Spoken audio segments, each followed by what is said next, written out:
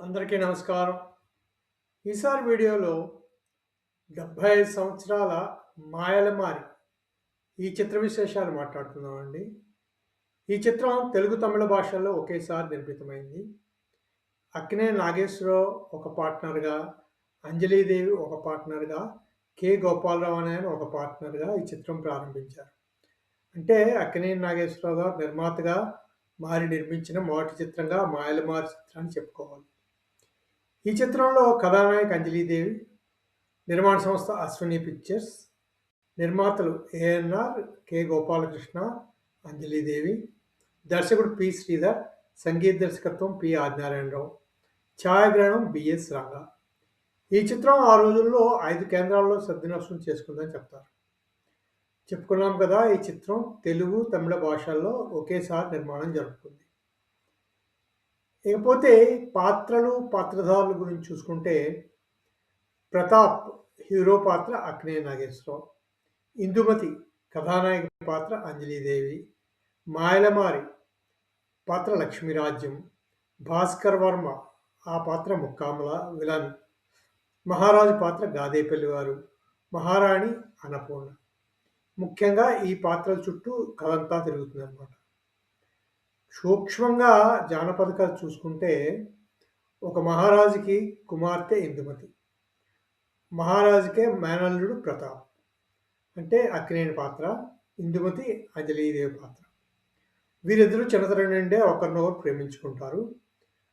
వీరికి సేనాధిపతి భాస్కర్ వర్మ, మహారాజుకి బావమరిది. అతనికి రాజ్యం మీద చాలా కాంక్ష. అలాగే ఇందుమతిని కూడా పెళ్లి చేసుకొని రాజ్యానికి రాజు కావాలనుకుంటాడు. మహారాజు ఈలోగా ఇందుమతి ప్రతాపుల వివాహానికి ముహూర్తం నిశ్చయిస్తాడు. భాస్కర్ వర్మకి ఇది గిట్టదు. అంచేత తన అనుచరులతో కలిసి ఇందుమతిని మారువేషాలతో మీద పడి ఎత్తుకుపోతారు. ఆమెను ఒక పాత కోటలో బంధించి భాస్కర్ తన వివాహం ఆడమని నిర్బంధిస్తూ ఉంటాడు. ఈలోగా ప్రతాపు పహారవాళ్ళ కళ్ళలో కట్టి పాత కోటలోంచి ఇందుమతిని విడిపించుకొని తీసుకుపోతాడు అనమాట. ఆ తర్వాత నుంచి కథ వీరు ఎలా మాయలమారి అనే ఒక రాక్షసి బారిన పడతారు.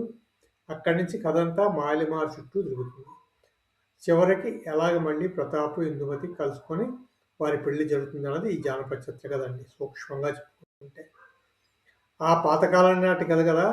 ఇప్పుడు సినిమా చూస్తే మనకి చాలా స్లోగా జరుగుతున్నట్టు ఉంటుంది సినిమా. మరి పెద్ద సినిమాగా అనిపించదు. ఓన్లీ జానపద చిత్రమే కాబట్టి ఆ రోజుల్లో అక్కినేని అప్పటికే సూపర్ స్టార్ స్టేటస్ రావడంతో ఈ చిత్రం కూడా బాగా ఆడి హిట్ అయిపోయిందనమాట. అంటే సూపర్ హిట్ చిత్రంగానే చెప్పుకోవాలి. 5 కేంద్రాల్లో ఆ రోజుల్లో 100 రోజులు ఆడిందంటే. అది ఈ చిత్రం ముఖ్య కథ చెప్పుకుంటే. పాటలు చూసుకుంటే ఆ రోజుల్లో ప్రతి సినిమాలో, పాత సినిమాల్లో పాటలు, పద్యాలు అన్నీ కలుపుకొని చాలా పెద్ద ఎత్తున ఉండేవి. 10-15 పాటలు కనీసం ఒక్కొక్క సినిమాలో ఉండేవి. అలాగే ఈ చిత్రంలో కూడా 15 ఉంటాయండి పాటలు. 15 పాటలు మొత్తం.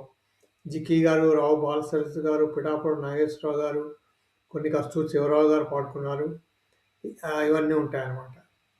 అదనమాట అండి ఈ సినిమా గురించిన పాటల విశేషాలు చెప్పుకుంటే. పాటలన్నీ అప్పటి కాలంలో ఎలా ఉండేవో అలాగే స్లోగా అలాగే ఉంటాయన్నమాట. అదండి అక్కినేని నాగేశ్వరరావు నటిస్తూ నిర్మించిన చిత్రం అశ్విని పిక్చర్స్ వారి మాయలమారి విశేషాలు కొన్ని. ఈ చిత్రం అక్కినేని నిర్మాతగా మొట్టమొదటి చిత్రంగా కూడా చెప్పుకోవచ్చు.